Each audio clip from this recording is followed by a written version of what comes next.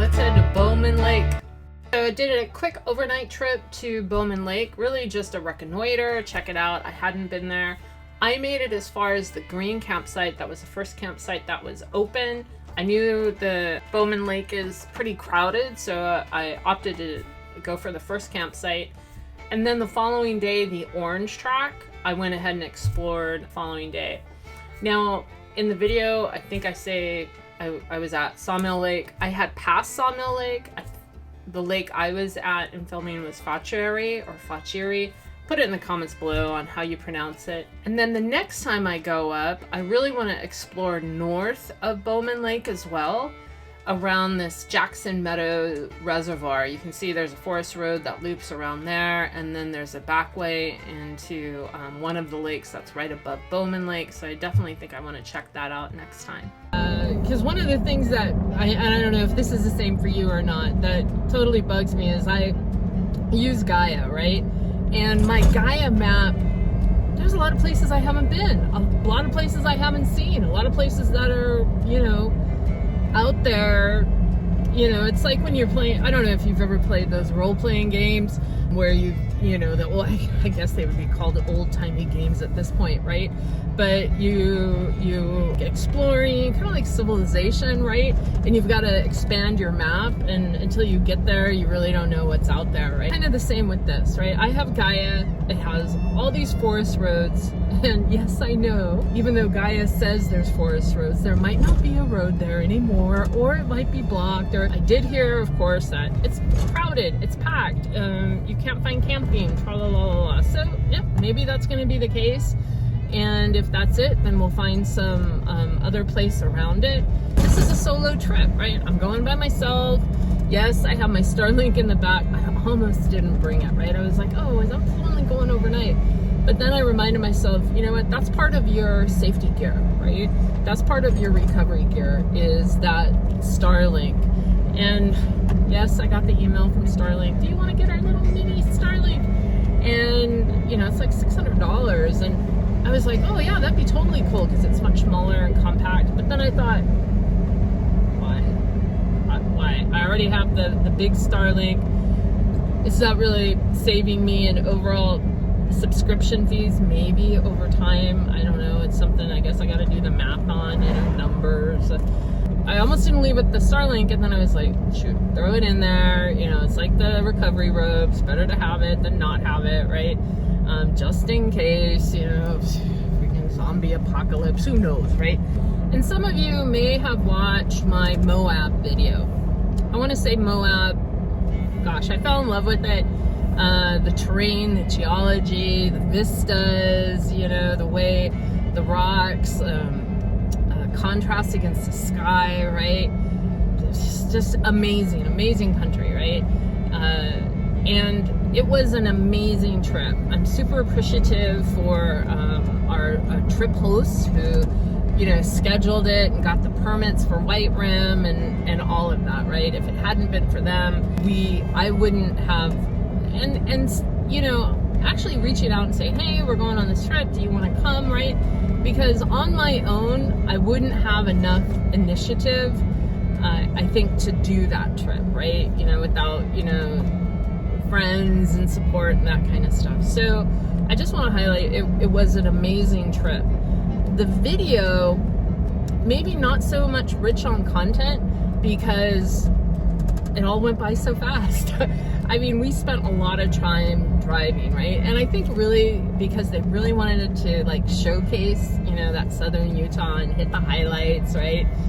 So we could feel that we were really immersed in it, and that was awesome, right? But I will say, you need to put it on your list. Like the trip we took to Colorado, you need to put that on your list. And you need to put the Moab trip on your list. And at a minimum, you need to do White Rim Trail. I'm gonna go back and do it. And you need to do Capitol Reef. It's amazing. Now, there are a lot of trails, not the technical GP trails. Well, I say that with a grain of salt because I didn't do all the trails. But after I got back from Moab, I got totally hooked on that trail mater, the Rory Irish guy. and his crew, I think it was Steve and I don't know, someone else, right? They're always talking, Steve and Sean, right? I got totally hooked on that. Why? Because the one guy, Sean, he likes to film the scenery and the rocks, and he talks about little stuff, right? So I got to see some more of the scenery. The other really good thing about those videos is they show you some of the trails, right? So I know exactly which trails not to go on, right? Hey, so we made it to Bowman Lake. A couple of the sites coming in, there were already people there. And I told myself, just because the popularity of this place, the first site I came across that was open, I was gonna take. So I found kind of a nice site.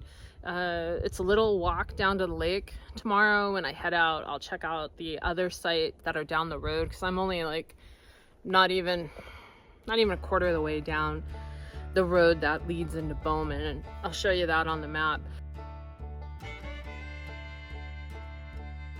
So we're gonna take a little walk.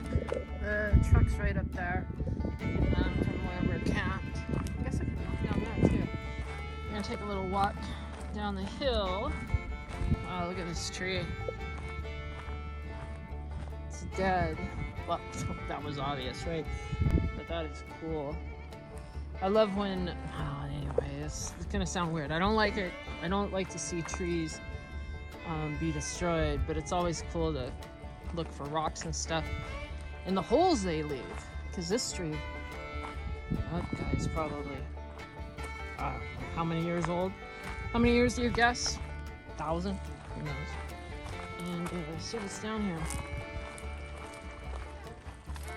Wow. Okay, this is pretty epic. You know, some people want to go to like 5-star hotels or 4-star hotels, which I do. But man, this, does it get any better than this? I don't think so. I don't think so. Oh yeah, this is cool. The land of my people. I'd be in Germany or Sweden. But... All right, so the question is it dippable or not? Dippable means, can you swim in it? And the way you test that is you put your feet in it and you wait. And if your feet go hypothermic, it's not dippable. And if they don't, it's potentially dippable. And my feet are not going hypothermic. It's cold, don't get me wrong.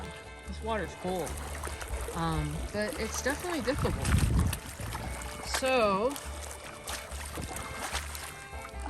yeah, it's yeah. All right, we're gonna go put our shorts on and take a splash around. And the cool thing is, here, when I was up at the car, I was texting, you know, letting my husband know everything was cool. And out there, probably about there, I saw this huge fish jump out of the water. I mean, it was a big fish. So also maybe a good spot for fishing if you can fish here. And just know there's horseflies out here, so you definitely want to bring your bug spray, because those guys are the bitey kind. And Bowman Lake is huge. If you're into kayaking, paddle boarding, this is the place for you. And there's actually some cute little islands in the lake which you can go explore. So we're down at the lake. There's the lake, and I think the end is down there, and then the road runs all along this edge. So I'm camped behind where you're sat at, up and over, and there's a little jetty that comes out, and so there's like this area on this side of the jetty, and then on the other side of the jetty there's another area. So one looks down the lake that way, and then this one looks down the lake this way. So it's really nice, and the water is actually dippable. A little cold, kids would love it, but definitely swimmable if you know you can swim cold water. Not everybody can. And yeah, so far we give Bowman Lake a thumbs up. There's been a lot of traffic on the road, so I anticipate it's only a matter of time before because the campsite I'm in it's big, so I'm sure somebody will be like, I think I can just tuck in over there. So if you're a camper, don't break the unbreakable rule, which is if somebody's camped in a site, you gotta go find another one, regardless how big it is. You can always ask if somebody's there, but if somebody's not there, keep on trucking. But anyway, we'll see how it goes. I'm not, you know, So, today is my holiday, so I'm not gonna cry about it. So anyway, let's check out the lake. Woo. And as I thought, there was somebody that did a camp with me, but they were super nice, so it all worked out. So the road to Bowman, it's okay, right? You can do it in a regular, vehicle. I would air down your tires. It's gonna make your life a lot better, and you're gonna reduce the risk of a potential puncture. The road up to Sawmill, it's just a little bit more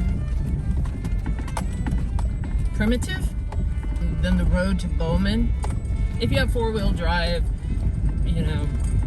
anything around the 265 tire range, you're gonna be fine, right? And technically you'll probably be fine with about anything. But what I would say is you're gonna be running the risk of popping a tire if you do, right? So just make sure you have a spare, I guess, is the PSA for that one.